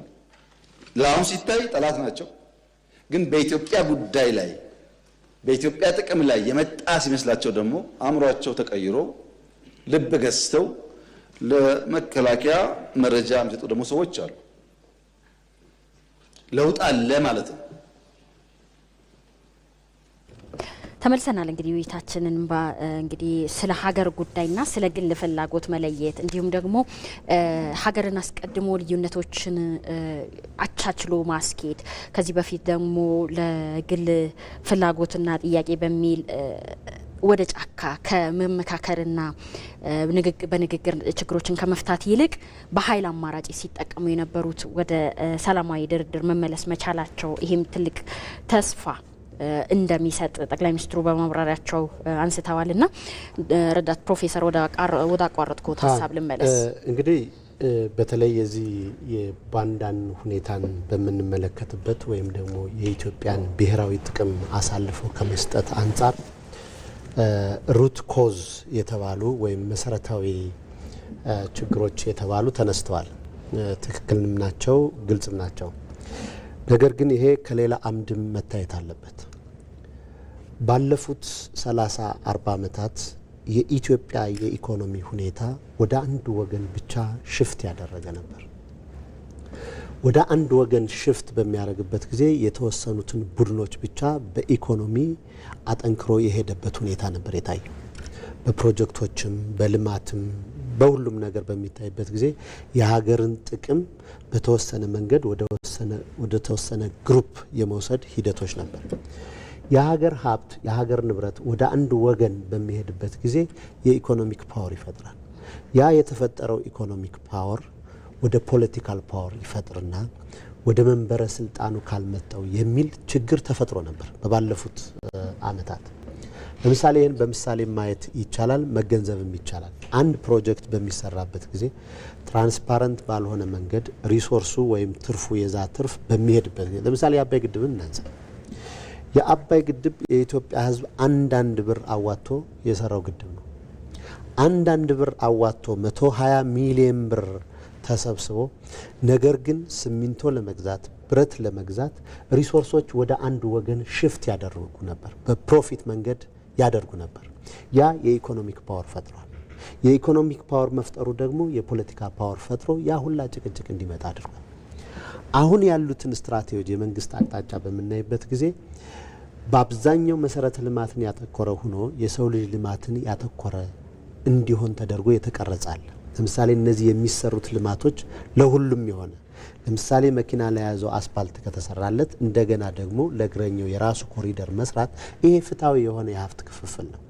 ስለዚህ እነዚህ ባንዳዎች በእኔ አመለካከትና በእኔ አስተሳሰብ ወይም የአገርን የብሔራዊ ጥቅም አሳልፈው የሚሰጡ ሩት ኮዛቸውን በምናይበት ጊዜ ሁለት መሰረታዊ ነገር ብቻ ነው ያለው። አንደኛ የግል ጥቅም፣ የኢኮኖሚ ጥቅም፣ ሁለተኛ የስልጣን ጥቅም ነው። ይሄን ጥቅም ደግሞ ሊያመጣው የቻለ ወይም የግል ጥቅሙን ሊያሳካበት የቻለ ወይም ደግሞ የስልጣን ጥማቱን ሊያሟላበት የቻለ መሰረታዊ ነገር ድህነት ነው። መሰረታዊ ድህነት መኖር ይህን ነገር የሀገርን ጥቅም አሳልፈው ከመስጠት አንጻር ችግር ሊያመጣ ይችላል። ስለዚህ ምን አይነት መፍትሄ ነው ማድረግ ያለብን? እንግዲህ ጠቅላይ ሚኒስትሩን ሰምተሻቸው ከሆነ ለባንዳዎች 110 ብር ይከፍሉ ከሆነ እኛ 100 ብር መክፈል አለብን ማለት ኢምፕሊኬሽኑ እነዚህ በጫካ ያሉ ወንድሞቻችን ቢመጡ በልማቱ አሳትፈን የልማቱ ተጠቃሚ እናደርጋለን ማለት ነው። ይሄ ነው እንግዲህ ተመልከቱ። ድህነት መሰረቱ በጣም መጥፎ ሆኖ የሀገርን ጥቅም ሊያስክድ በሚችልበት መንገድ ከመጣ የሀገር የብሔራዊ ጥቅም ሊሄድ ይችላል። ነገር ግን እነዚህ በጥቅምና በስልጣን የወጡ ሰዎች ወደ መሀል ፖለቲካው ለማስገባት ቢያንስ ያንን ጥለን ብንመጣ ከዚህ ማግኘት አለብን የሚል በደንብ ማሳየት አለበት መንግስት። ተራርተሽን ከሆነ ማለት ነው። ለምሳሌ አብዛኛዎቹ ወደ ጫካ የወጡት ልጆች ብንመለስ ምን እናገኛለን የሚል ሀሳብ ካላቸው ወይም ኦፖርቹኒቲ ኮስታቸው ዜሮ ከሆነ የመመለስ እድላቸው ይጠባል። ኦፍ ኮርስ በአሁኑ ሰዓት አብዛኛው እየተመለሰ ነው። ነገር ግን ያ በጥቅም ወይም ደግሞ በተወሰነ መንገድ የሄደው ግለሰብ ወይም ቡድን መጥቶ በልማቱ ምን ያህል ተሳታፊ ሊሆን ይችላል የሚለውን በጣም መገንዘብ ያስፈልጋል። ለምሳሌ ጠቅላይ ሚኒስትሩ ሰምተሻቸው ከሆነ ከውይይቱ የትግራይ ጦርነት ጊዜ ሲዋጉ የነበሩ አሁን ጫካ ፕሮጀክት ላይ እየሰሩ ነው የሚል አለ። ይሄ ምን ማለት ነው? የስራ እድል ተፈጥሯል ማለት ነው። ስለዚህ እነዚህን ሰዎች በሰላም በውይይቱ ለማምጣት መጀመሪያ መሰረታዊ የሆነ የልማት ተሳታፊ ማድረግ አለበት። የጥቅም ደግሞ ተቋዳሽ ማድረግ አለበት። መጥተው የልማቱ አጋር ሆኖ የሚሰሩበትን ሁኔታ ማየት ያስፈልጋል። ነገር ግን እነዚህ ሰዎች ደግሞ ወደ ድርድሩ ወደ ውይይቱ ሲመጡ የመፍትሄው አካሎቹ ውስን ናቸው። አንደኛ ሀሳብን ከሰው መለየት። የነዚህ ሰዎች የወጡበት ምክንያት ሀሳብ ላይ መሞገት እንጂ ሰዎቹ ላይ መሞገት አያስፈልግም። ሀሳቡን መግዛት ያስፈልጋል ማለት ነው። ሌላው የማይጠቅም ስሜትን መቆጣጠር ያስፈልጋል። በኢትዮጵያ የብሔራዊ ጥቅም ላይ ምንም አይነት ድርድር እኮ አያስፈልግም። ሳይኮሎጂካሊም ወይም ሞራሊም እኮ ምንም ነገር እኮ አይፈልግም እኮ። በቃ የሀገር ጥቅም ለመጣላት፣ ለመጋጨት፣ ለመወያየት እኮ አንድ ሜዳ መኖር አለበት አይደል? ያ ሜዳ ደግሞ ኢትዮጵያ ናት። እዛ ኢትዮጵያ ላይ ደግሞ መጫወት ያስፈልጋል። ጠቅላይ ሚኒስትሩ እንዳነሱት አይተሽ ከሆነ የሀገርን ጥቅም፣ የፖለቲካ ጥቅም፣ ሶሾ ኢኮኖሚክ ጥቅም በምናይበት ሰዓት ምሰሶውንና ቅርንጫፉን መለየት ያስፈልጋል። ምሰሶው የሀገር የብሔራዊ ጥቅሞች ናቸው። የአባይ ግድብ የብሔራዊ ጥቅም ነው።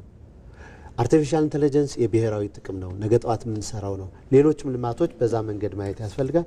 ሌላው ውይይትን እንደ መፍትሄ መሳሪያ መመልከት ያስፈልጋል። እንደ ውይይት የመጨረሻው ደግሞ ልዩነትን እንደ ኃይል መቀበል ደግሞ አያስፈልግም። ስለዚህ መሰረታዊ የሆነ ኮዙ የነዚህ ጫካ ያሉት ሰዎች መውጣታቸው የብሔራዊ ጥቅምን የሚነካ መስሎ ከታየ መንግስትን በዛው አግባብ መልካም ረዳት ፕሮፌሰር እንመለሳለን። ዶክተር ወደ እርስዎ ልሻገር። እንግዲህ ብዙ ነገሮችን አውርተናል። ከመነሻው ጀምሮ የኢትዮጵያን ሰላም ማጣት፣ የኢትዮጵያ ብሔራዊ ጥቅም አለመከበር፣ ለሌሎች አሳልፎ መስጠት የሚሉ ችግሮችን እያነሳን መተናል እና ምናልባትም ጠቅላይ ሚኒስትሩ ቅድም ሲያወሩ እንደነበረ ጫካ በኃይል ችግሮችን ለመፍታት የሄዱ ሰዎች ወደ ሰላም መምጣታቸው አንድ ተስፋ ነው። ቅድም ደግሞ እርሱም ሲሉ የነበረው የምክክር ሂደት አለመዳበር ለኢትዮጵያ ችግሮች መባባስ ትልቁን ድርሻ ይወስዳል ይላሉ። እነዚህ ሰዎች እንግዲህ በመደራደር በሀሳብ የበላይነት የሀገርን ጥቅም አስቀድመው ወደ ሰላማዊ መንገድ መምጣታቸው አንድ ነገር ነው። ይሄ ለቀጣይ ኢትዮጵያ ህልውና መጽናት ምንን ያመላክታል? በዛው ማስታኮ ደግሞ አሁን ላይ የተጀመረው የሀገራዊ ምክክር ሂደት አለና ዜጎች ከኃይል አማራጭ ይልቅ የምክክር ባህልን የንግግር ባህልን ማዳበራቸው ከብሔራዊ ጥቅም መከበር ጋርም ይገናኛልና ምን አስተዋጽኦ አለው? እንዴትስ መሆን አለበት? ከሂደቶቹም ጭምር ዶክተር ወንድም የገለጹት ሀሳብ ላይ በእርግጥ ኢኮኖሚና ፖለቲካ በጣም የተቀራረቡ ናቸው። ብዙም ልዩነት አላቸው ተብሎ አይጠበቅም። በኢኮኖሚ በመሰረተ ልማት በጣም አገሪቷ የተሳሰረች ስትሆን ግጭቶች እየቀነሱ ይሄዳሉ። በራሱ መሰረተ ልማቱና የማህበረሰቡ ዋናው ዘይቤ ግጭቶችን የመቀነስ አቅሙ ሰፊ ነው። መሰረታዊ ድህነትም ጭምር ነው እንደዚህ አይነት ነገር የሚያጋልጠን የሚለው አገላለጽ ከኢኮኖሚ ድህነት በላይ ለኔ ማለት የሞራል ድህነታችን ነው አገር እየሸጥን ያለ ነው። ቅድም ያልኩሽ ነገር ነው። የፖለቲካው ላይ ፖለቲካ የሚጫወቱ ኃይሎች ሁሉም ባይሆኑ የሞራል ዝቅጠታቸው በጣም የወረደ ነው። የራሳቸውን ፍላጎትና የራሳቸውን ብቻ ስሌትና ሀሳብ በማስላት የሀገር ጥቅም ምንም የሀገር ጥቅምና የህዝብ ጥቅም ምንም ኮንሲደር ሳያደርጉ የሚንቀሳቀሱ ኃይሎች ናቸው አጀንዳ የሚሸከሙት አጀንዳ የሚያስተጋቡት።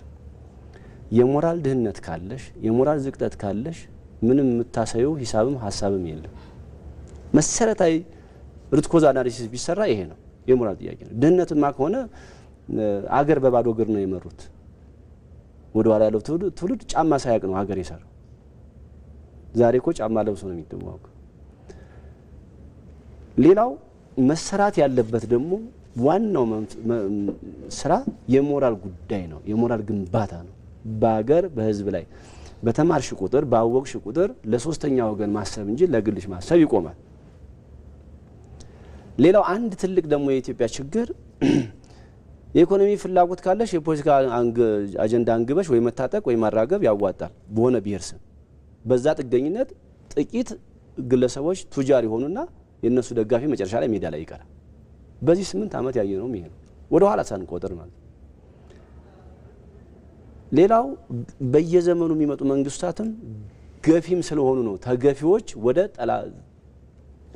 የኢትዮጵያ ጠላት ሀገር የሚሄዱት። የኤርትራ መንግስት ሻዕቢያ በየትኛው መመዘኛ ለኢትዮጵያ መልካም ነገር ሰርቶ ያገም ግብጽም የምትታወቅ ነው። ግን የሚያኮርፉት የኛ አኩራፊዎች የሚሄዱት እዛ ኬንያ አይደለም ወይ ደቡብ አፍሪካ አይደለም የሚሄዱት። ስለዚህ ምን ያህል የሞራል ዝቅጠታችን ከውስጥም ከውጭም ፈተና እንደሆነብን ያ የሞራል ዝቅጠት ነው የኢኮኖሚውንም የምኑንም ነገር ቅድም የኢኮኖሚ ፍትሃዊነትም አንዱ የእንትን ችግር ስለሆነ የኢኮኖሚ ፍትሃዊነትም የሚመጣው ወይ ማንገብ ወይ ፖለቲካ በብሔር ማጮህ ወይ ደግሞ ገዢዎቹ መካከል የገዢዎቹ ደጋፊና ጨብጫቢ ስትሆኝ ኢኮኖሚው ያለው እዚህ ላይ ነው። የንግድ ማህበረሰቡም ከፖለቲካው ጋር ሲጠጋና ሲለጠፍ ነው ኢኮኖሚው እንትን እያለ ያለ። ይሄም ባህል ህዝቡ ኖረን እያየው ነው ያለው። ስለዚህ ለዚህ መፍትሄው ቅድም ያልሽው እንግዲህ ውይይት ባህላችን ያልተለማመደው ባህል ከሆነ እንድንለማመድ እድሉን አስቻይ ሁኔታ መፍጠር ያስፈልጋል። ምቹ ሁኔታ መፍጠር ያስፈልጋል። ፍቃደኛ መሆን ያስፈልጋል። በህግ የሚገዛ በስርዓት የሚገዛ በሞራል ልክ የሚገዛ ፖለቲካ ኢትዮጵያ ውስጥ ውይይት ኢትዮጵያ ውስጥ ማራመድ ክፍት ማድረግ ያስፈልጋል። ይሄ ለገዢው መንግስት ብቻ ሳይሆን ለሌላውም ኃይል በህግና በስርዓት ስለ ሀገር መገንባት ሂሳቤ ብቻ በአስተሳሰብ ልዕልናና በሀሳብ ልዕልና መርከብ ላይ መሳፈር ያስፈልጋል። እኛ ሁለት አጀንዳ እዚህ ሀገር ውስጥ ላለፉት 78 ዓመት እየተንቀሳቀሱ ናቸው። መደመር የሚባል ሀሳብ መጥቷል፣ የአስተሳሰብ ልዕልና የሚባል መጥቷል። እነዚህ ሁለት አጀንዳዎች የመጡት ችግር ውስጥ ስላለን ነው እንጂ ባንኖር አጀንዳዎቹ ያስፈልጉን ነበር። መደመር የሚባለው አጀንዳ አስፈላጊ ሆኖ የመጣው የሀገራችን የችግራችን ልክ ስፋትና ጥልቀት ነው። እንደ ሌሎቹ ሀገሮች ተሻግረን ቢሆን ኖሮ ምናወራው ሌላ ነበር፣ ምናነሳው ሌላ ነበር፣ ምንሰለፈውና አስተላለፋችን ሌላ ነበር መልኩን የሚቀይረው። ስለዚህ አንዳንድ ጊዜ መልካም አጀንዳዎች ሀገራችን ላይ የሚጠቅም ነገር ቢመጡም እነዚህ አጀንዳዎች ሳንወድ በግድ ያመጣናቸው አጀንዳዎች ናቸው። ግን ላለው ብን ችግሮች እንደ መፍትሄ የመፍትሄ መርከብ የመፍትሄ አቅጣጫ ሆነው ሰጪ ሆነው ስለሚመጡ ተብሎ ነው እንደዚህ አይነት አጀንዳዎች የሚመጡት። የሀገራዊ ምክክር ኮሚሽንም ቅድም ያነሳሽው አንዱ የሀገሪቷን ችግር በዋናነት ሊያክም ይችላል ተብሎ ስለሚታሰብ ነው። የሀገራዊ ምክክር ኮሚሽን በፖለቲካው ብቻ ሳይሆን በመንግስትና በየዘመኑ ያሉ መንግስታትና በህዝብ መካከል መተማመን አልነበረ።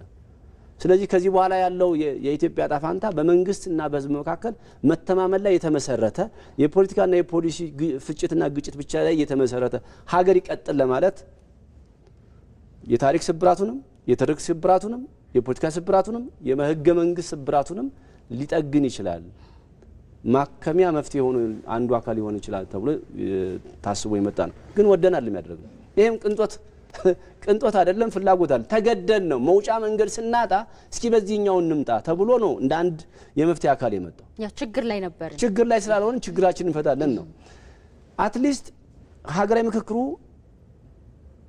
ዋናውን የሀገሪቷን ችግር ማከሚያ መፍትሄ ሆኖ ይዞ ይመጣ ተብሎ ይጠበቃል። ብዙ ሀገሮች ተሳክቶላቸዋል፣ ብዙ ሀገሮች ወድቀዋል። አንዳንዶቹ የወደቁት የውጭ ጣልቃ ገብነት፣ አንዳንዶቹ ጠብቀው በሁለቱ ኃይሎች መካከል አለመተማመን፣ አንዳንዶቹ ደግሞ በገዢው መንግስት ፍላጎት አለመኖርና አግላይነት የበዛባቸው አገሮች ሳይሳካላቸው ቀርቷል።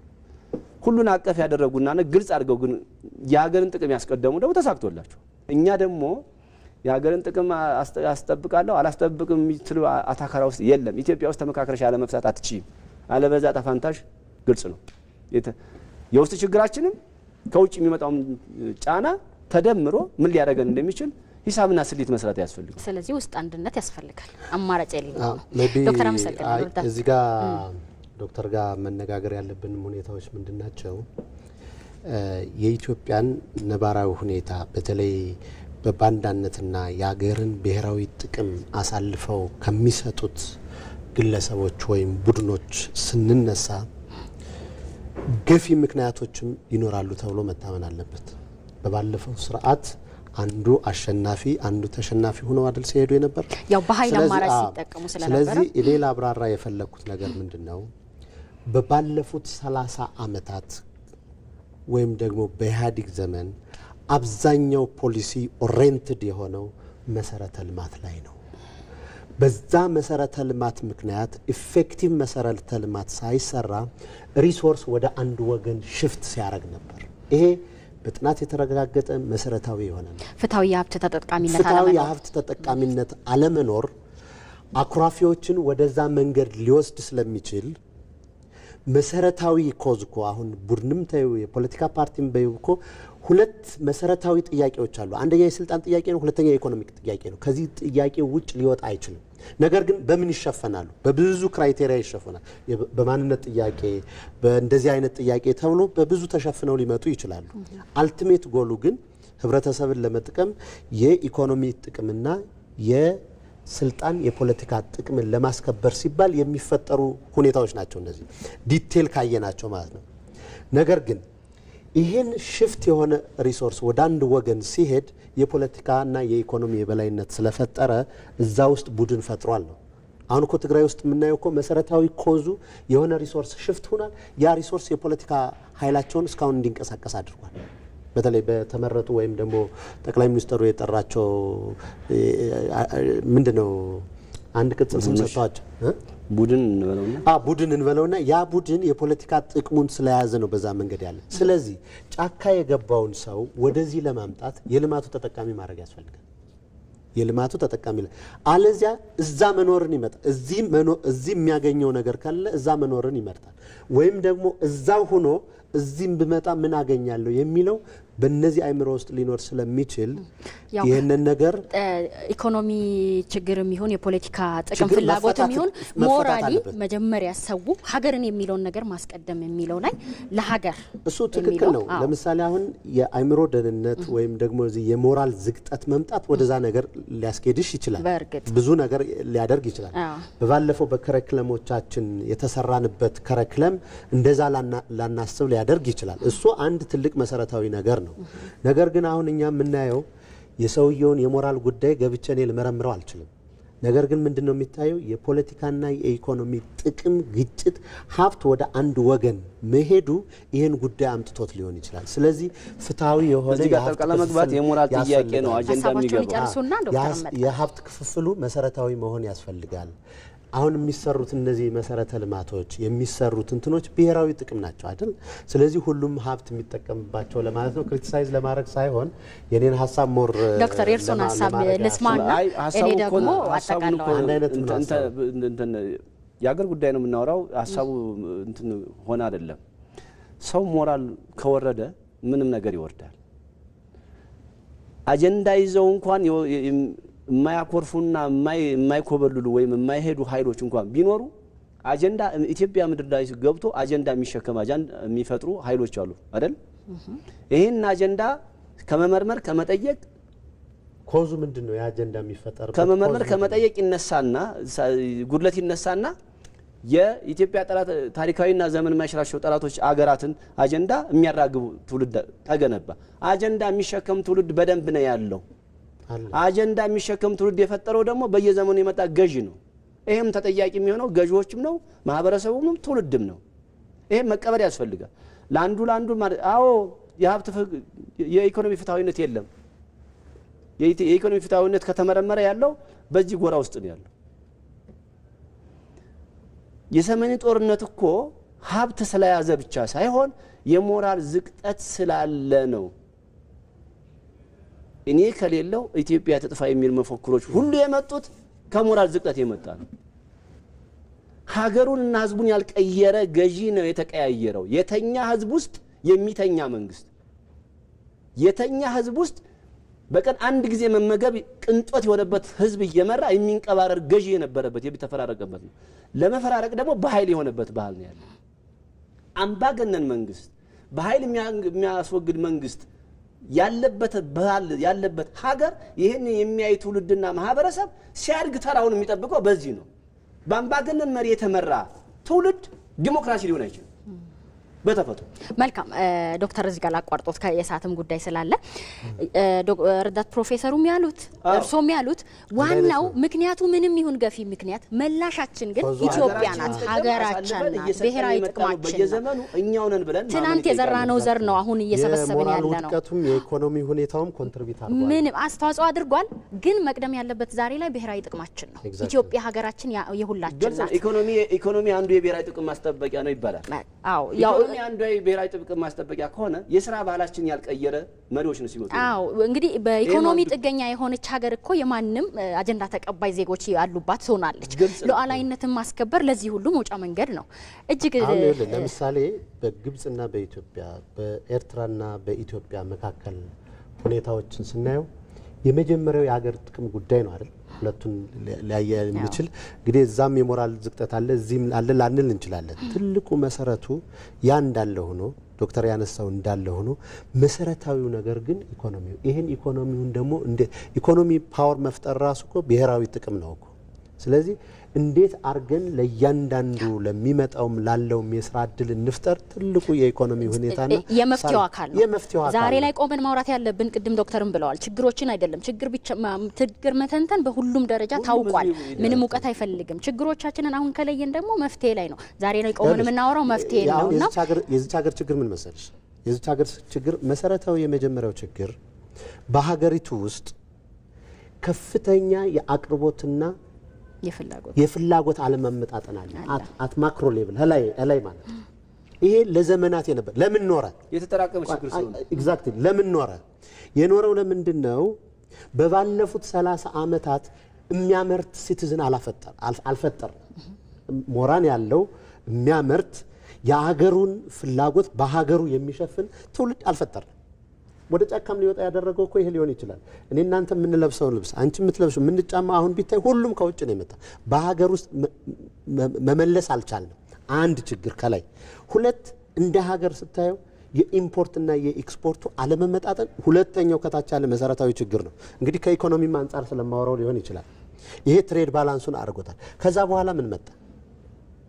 የሚያመርት ሰው ከሌለ ብዙ ከውጭ ታመጫለሽ፣ ትንሽ ወደ ውጭ ትሄጃለሽ። አሁን ስትራቴጂው ምንድነው? ብዙ እናምርት፣ የሀገርን ፍላጎት በሀገር እንመልስ የሚል ነው። ስለዚህ የዚህ ልማት ተቋዳሽ እነዛን ልጆች ማረጋ ያስፈልጋል። የሚመጡትን እንዲያመርቱ ፕሮዳክቲቭ ሲቲዝን ከሆነ ከዛ በኋላ ምን መጣ? ባይዘው ከዛ በኋላ ቁጥርነቱ ነው የመጣ። ከዛ በኋላ ኮቪድ እኮ ነው የመጣ።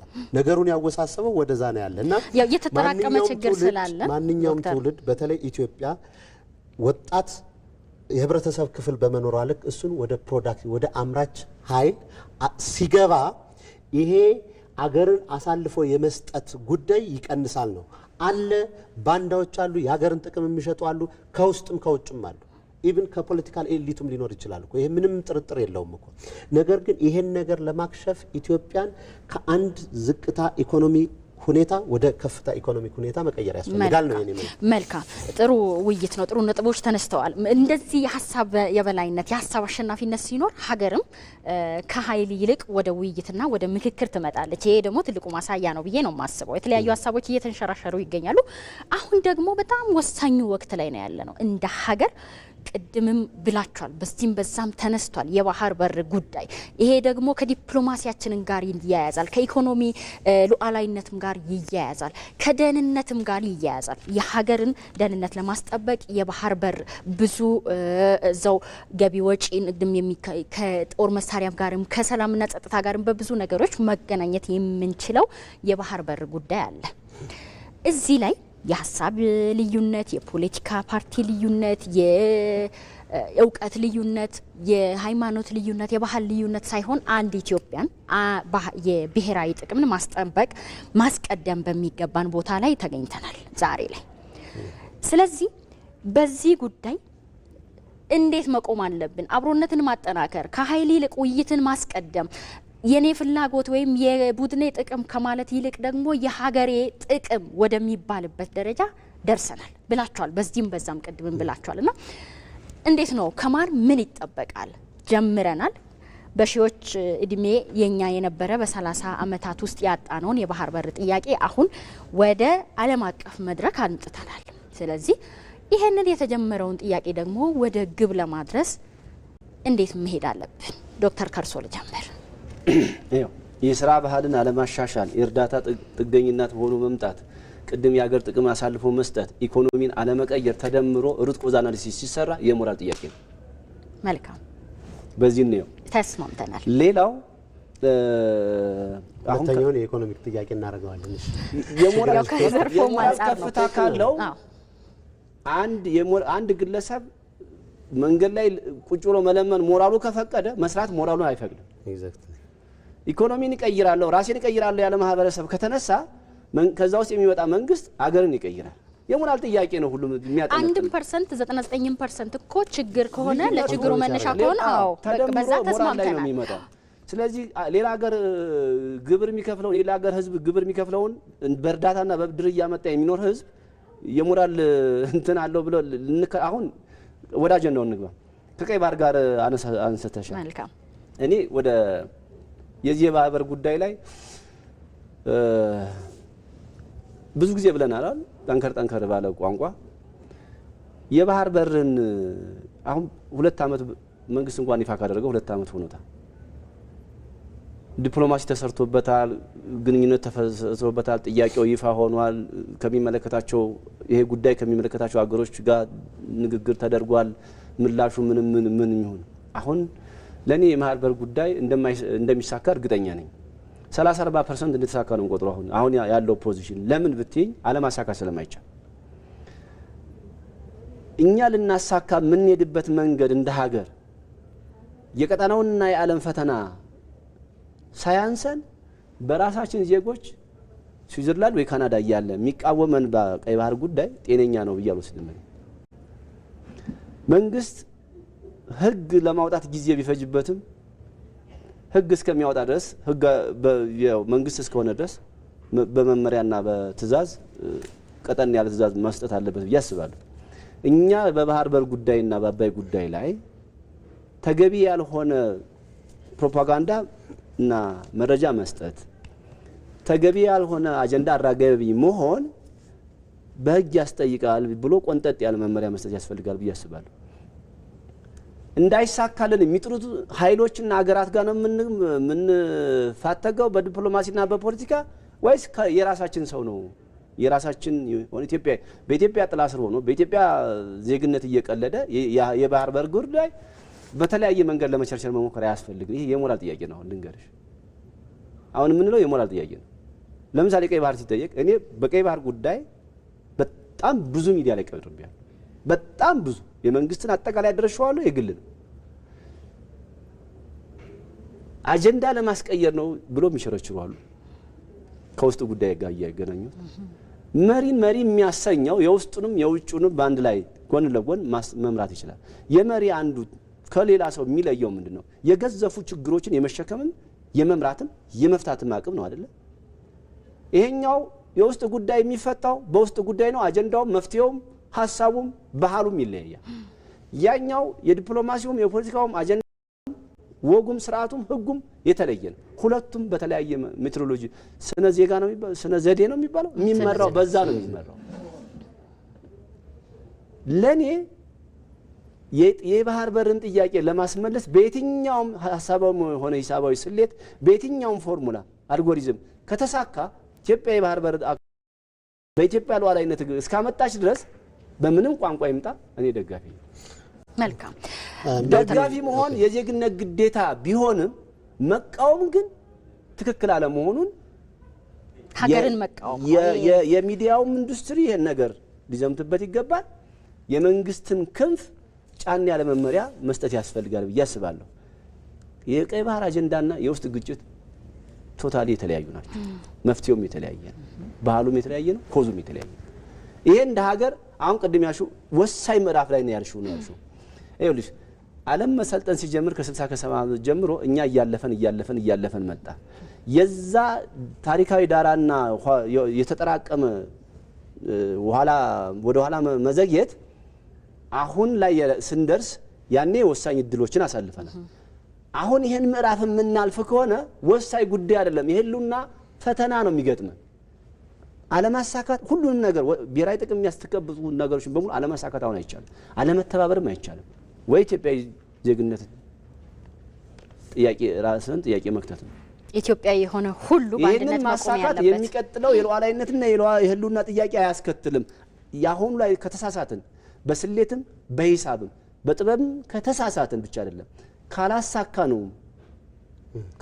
ብቻ ሳይሆን በጥበብ ስህተት እንኳን ብንሳሳት ለማከም እንቸገራለን። የሚመጣው የኃይል ሚዛን የተለየ ነው። እኔ የማይገባኝ አንድ ነገር ኢትዮጵያን በትንሽ ኢትዮጵያ ላይ ባለ ትንሽ የመረዳት ከ3 ከ4 ሀገራት ነው ማንጻጽረው እነሱ የደረሱበትና የኛን ስፋት ነው ማየው። ኢትዮጵያን ከቀጣናው ጋር ከሀገሩ ጋር ከታሪኳ ጋር ከመዘንሻት አዎ አቅም አለን፣ ብዙ ጉልበት አለን። እንደው ዝም ብሎ ተነስቶ እንዲህ የሚያደርገን የሚጠመዘን አይደለም። ግን ከዛ ጋር ነው የምታወዳድሪው፣ ከጊዜው ጋር ነው። ከሆነ ኃይል ጋር አናነጻጽርም። እኛ ጋር አሁን ከከሌ ጋር ከከሌ አይሰራልንም። እሱ ፎርሙላ ለኛ አይሰራም። ከጊዜው ጋር ጊዜው የደረሰበትና ወደ ጊዜው ወደ ዘመኑ ምን ደርስበትን አወዳድረን ስፋቱን ለማጥበብ ነው መሞከር ያለብን ብዬ አስባለሁ። አመሰግናለሁ ዶክተር ወሰኑታ ሰዓትን ያለፈ ይሄ ትልቅ ጥያቄ ነው። እስቲ መጀመሪያ ግን ጠቅላይ ሚኒስትሩ የተናገሩት በቀይ ባህር ጉዳይ ኢምፕሊኬሽኑ ምንድነው የሚለውን እንይ። እንግዲህ በተለይ በትናንትናው ውሎ ከዛ በፊትም ይሄ የቀይ ባህር ጉዳይ የዛሬ 7 ዓመት መንግስት ሲመሰረት የሪፎርሙ መንግስት ሲመሰረት የተነሳ ጥያቄ ነው። ይሄ ብዙ ሰው ላያስተውለው ይችላል። የዛሬ 5 ዓመት የብልጽግና መንግስት መጀመሪያ ሲመሰረት በፕሬዝዳንቷ የቀይ ባህር ጥያቄ ቁጭ ብሎ ግልጽ በሆነ ጥያቄ ተቀምጧል። ነገር ግን በጣም ግዙፍ ሆኖ ጥያቄው የመጣው በባለፉት 2 ዓመት ነው። ምንድነው ኢምፕሊኬሽኑ? ኦፊሻሉን ያነሳል ኦፊሻል ያደረገው ነው እንጂ ስማ የባህር በር የባህር ኃይል አዋጅ ሲመሰረት ኤግዛክትሊ ማመላከት ነው። ስለዚህ ምንድነው ኢምፕሊኬሽኑ? አንደኛ የህልውና ጉዳይ መሆኑን አጽንኦት ተሰጥቶበታል። የህልውና ጉዳይ የመኖር ያለመኖር ጉዳይ። ሁለተኛ የተፈጥሮ ጥያቄ ነው። ቻይና መንግስት መጥቶ ከጠየቀ፣ የራሻ መንግስት መጥቶ ከጠየቀ፣ የአሜሪካ መንግስት እዛ ላይ ኢንተረስት ካሳይ ኢትዮጵያ ኢንተረስት የማታሳይበት መንገድ የለም። የተፈጥሯዊ ጥያቄ መሆኑን መገንዘብ ያስፈልጋል። በሶስተኛ ደረጃ ይሄ የመኖር ያለመኖር ጥያቄ ነው። 130 ሚሊዮን ህዝብ የያዘ በቀጠናው ብዙ አገራትን የያዘ ዲፕሎማቲክ አገር የሆነ ወይም ደግሞ ለአፍሪካ ቀጠና ከፍተኛ አስተዋጽኦ ጂኦፖለቲካ ያለው አገር ያለ ቀይ ባህር ሊኖር አይችልም። ይሄን በመሰረታዊ ነገር ሁሉም መወያየት አለበት ማለት። ስለዚህ የቀይ ባህር ጉዳይ ከኦርዲነሪ ፖሊሲ ወደ ናሽናል ዶክትሪን መቀየር ያለበት ነው። ከኦርዲነሪ ፖሊሲ እንደዚህ ፖሊሲ ከምታወጩ ቅድም ዶክተር ሲገልጸው ነበር ወደ ዶክትሪን ወይም ናሽናል ዶክትሪን ወይም ግብጾች አሁን በአባይ ጉዳይ ላይ እኮ የሀገር ጥቅም ላይ ካስገቡት የኛ የማይገባበት ምክንያት እኮ የለም። አንዱ ጥያቄ መሰረታዊ ነገር ይሄ ነው። ሌላው ኢምፕሊኬሽኑ አሰርቲቭ የሆነ ዲፕሎማሲ እንከተል ነው። የቀይ ባህርን ለኛ ለማድረግ ፕሮአክቲቭ ወይም ስትራቴጂክ የሚባል ወይም ይሄ ተራማጅና ስልታዊ የሆነ ስትራቴጂ መነደፍ አለበት። እንደገና ጠቅላይ ሚኒስትሩ አይተሻቸው ከሆነ ከትናንትናው ንግግር ሪጂናል ሁኔታውን ሪዲፋይን ለማድረግ ተፈልጓል። የምስራቅ አፍሪካን ቀጠና ሪዲፋይን እንዴት ነው ሪዲፋይን የሚደረገው? የቀይ ባህርን ሁላችንም እንጠቀምበት የሚል ኢምፕሊኬሽን አለው። ኢትዮጵያ ብትጠቀምበት ኢትዮጵያ ብዙ ችግር ትፈታበታለች፣ የጎረቤት ሀገራትን ብዙ ችግር ይፈቱበታል ነው መልእክቱ ሪዲፋይን ሲደረግ። ሌላው ደግሞ ከዚህ ጋር ተያይዞ ሲነሳ አሁን የአባይ ግድብ ኢትዮጵያ ገነባቸው አይደል? ማን ነው የሚጠቀመው? ኢትዮጵያ ብቻ እኮ አይደለም የምትጠቀመው። ቀጠና አገራት ይሄንን ኤሌክትሪክ ማመንጨት የሚችሉ አገራት ኢንክሉዲንግ ኤርትራ they can use ይሄ ሰጥቶ በመቀበል መንገድ ወይም ደግሞ በቢዝነስ ሪሌሽንሺፕ የተፈቀደ መሆኑን ያስፈልጋል። ሌላው ይሄንን ነገር ለማምጣት የረጅም ጊዜ የመወያየትና የመግባባት ሂደቶች መደረግ አለባቸው። ከቀጠና ሀገራትም ኢንተረስት ካላቸውም አገራት ላይ ከዩኤን አካላትም ለዚህ ተብሎ የወጣ ለምሳሌ የሪድሲ አክሰስን በተመለከተ ቻርተር አለ። በዛ ቻርተር መሰረት መጠየቅ ያስፈልጋል። ሌላው አጽንኦት ከተሰጠበት ምክንያት አንዱ የቀይ ባህርን ጉዳይ ኢትዮጵያ በማጀር ተሳታፊ መሆን ለቀጠናው ሰላምና መረጋጋት ከፍተኛ የሆነ ኮንትሪቢዩሽን ያመጣል። ምክንያቱም 130 ሚሊዮን ህዝብ ማለት ከዚህ ውስጥ ደግሞ 70% ፕሮዳክቲቭ የሆነ ሲቲዝን ነው ማለት ቀላል ነገር አይደለም። ነገር ግን ምን ይጠበቃል የሚለውን ትንሽ ላጉላና ልጨርስ። አንደኛ ከመንግስት የሚጠበቅ በጣም ከፍተኛ የሆነ የሚጠበቅ ጉዳይ አለ። በተለይ ስትራቴጂ ፖሊሲ በመንደፍ እንዴት አድርገን የቀይ ባህርን ጉዳይ አክሰስ ለማግኘት ከላይ ከመንግስት ጀምሮ ከፓርላማ ጀምሮ እስከ ታችኛው የህብረተሰብ አካል አንጻር እንዴት አድርገን እናስርጽ? የቀይ ባህር ጉዳይ የደሜ ጉዳይ ነው፣ የህልውና ጉዳይ ነው የሚል ፖለቲካዊ አሰራር፣ ኢኮኖሚ አሰራር ሊኖርበት ይገባል። ስለዚህ መንግስት ሊድ በማድረግ ስትራቴጂ በማውጣት ማለት ነው። ፕራይቬት ሴክተሩ ደግሞ አድቮኬት ማድረግ አለበት። ፕራይቬት ሴክተሩ የተለያየ ኤንጂኦዎች ሊኖሩ ይችላሉ። የተለያየ አካላት አድቮኬሲ መሰራት አለበት። ያ አድቮኬሲም ቅድም እንደነገርኩሽ በላይኛው በመንግስት እየተመራ ምን አይነት ኢንፎርሜሽን ነው ልንሰራ የምንችለው? ኤክስፔሪንስ ጥሩ ወስደናል ከአባይ ግድብ በወሬም በምርምርም በጥናትም ስለ አባይ ጉዳይ ግብጾች በጣም በርካታ ጥናታዊ ጽሁፍ ጽፏል። በዛው ልክ ደግሞ ከውጭ ሀገራት ጋር ሆኖ እንዲሁም በዛው ልክ ደግሞ ኢትዮጵያንን ሪስፖንስ ሰጥታ አሸንፋለች። ስለዚህ ጥሩ ኤክስፔሪየንስ አለን ማለት ነው። ዲፕሎማሲ ያ መሰራት አለበት። ከአካዳሚያው ከሚዲያው ምን ይጠበቃል የሚለው ደግሞ የመጨረሻው በተለይ ከአካዳሚያው ዘላስት 100 ዓመት ይሁን 200 ዓመት ስለ ቀይ ባህር ጉዳይ ቅድም ዶክተር በደንብ አርጎ የገለጸው ይሄ የሂደቱን ዶክመንት መደረግ አለበት። ዶክመንት አርጎ ሰንዶ ለትውልድ ማቅረብ ያስፈልጋል። ለመንግስትም ደግሞ ድጋፍ መስጠት ያስፈልጋል። በተለይ የመጨረሻው ላስት ሶሻል ሚዲያው ላይ ይሄ በጣም ጥንቃቄ የሚያስፈልገው ነገር ነው። ሶሻል ሚዲያ ላይ ሚዲያውንም ጨምሮ ጆርናሊስትንም ጨምሮ በአሁኑ ሰዓት ባለው ፋይንዲንግ ፌስቡክ ላይም ሆነ ቲክቶክ ላይም ምንም የሚጻፉት መረጃዎች ፐርስፔክቲቭ ይዘት የሌላቸው ናቸው፣ ወይም የተለያየ ታውት የሌላቸው ናቸው። ከ1% በላይ ራሱ እውነታ የሌላቸው ሁኔታዎች ነው ያሉ። ስለዚህ እዛ ጋርም የሚደረገው በደንብ በቅንጅት ተካሂዶ መመገብ ያስፈልጋል፣ ኢንፎርሜሽን መስጠት ያስፈልጋልና ከተለያዩ ሴክተር አካላት ጋር ሊጠበቁ የሚችሉ ሁኔታዎች ረዳት ፕሮፌሰር እጅግ አድርጌ አመሰግናለሁ። ሰዓት አለ። መጨረሻ 1 ደቂቃ ልስጦት። ቆየት ብሎ ስንነጋገር የቆየ ነው። ይሄ ጉዳይ የመንግስት ጉዳይ ሳይሆን የትውልድ ጉዳይ ነው። ከኔ ትውልድ ጀምሮ ከኔ በላይ ያለውም ትውልድ ጀምሮ ይሄንን ፕሮጀክት በማሳካት የሚመጣውንም የታችኛውንም ትውልድ የምንክስበት አንዱ ትልቁ ፕሮጀክት ነው። የትውልድ መካሻ ጭምር በብዙ ነገር ተጎርተን ያደግነው መሰረተ ልማት፣ ፖለቲካ ስርዓቱ ምናምን። ስለዚህ ይሄን ቀይ ባህርን ያጣነውን ስናስመልስ አንድ መካሻ ነው ለተጎዳ ማህበረሰብ፣ ለተጎዳ ትውልድ። የትውልድ ነው ማድረግ ያለብን። ምን ነው ለትውልድ ስታደርጊ የትውልድም ግዴታ እንዳለ መቃወም እንደማይቻልም ማሳየት ነው። ቅድም የተባለው ነገር መንግስት እስካሁን ስትራቴጂ አይኖረውም ብዬ አልጠብቅም። ቅድም እኔ ያልኩሽ 30-40% እንደተሳካ ቆጥሯል ያልኩሽ ማን ነው አጀንዳው ገዥ አግኝቷል። እንድናጣም ሲያደርጉ የነበሩ አካሎች ያው ትክክለኛ ጥያቄ ነው ማለት ጀምረዋል። በወቅቱ አይደለ ደጋፊ ከእጃቸውን አስረዝመው ሲወዘውሩ የነበረው ቀይ ባህር ጠፍጥፎ የሰራው የለም። የዓለም ሀብት ነው። ኢትዮጵያ የህግም የታሪክም የጂኦግራፊም መብት አላት። የዩኤን ቻርተርም ቅድም ተጠቀሰው።